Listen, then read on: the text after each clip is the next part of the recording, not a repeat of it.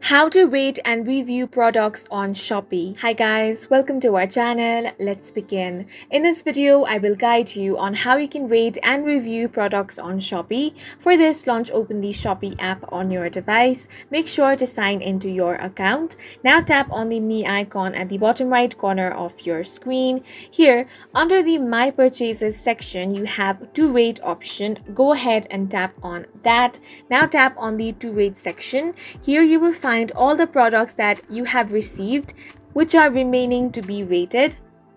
You want to select the product you want to rate and review. This will take you to the review page. Now you want to give the star rating. You can rate the product from 1 to 5 stars, 1 being very dissatisfied and 5 being extremely satisfied. Then you want to write your review. Provide a detailed review of the product. You want to include aspects such as product quality, whether the item matched the description, packaging and delivery time. Be specific and helpful in your review to guide other buyers. You can upload photos or videos to add more values to your review.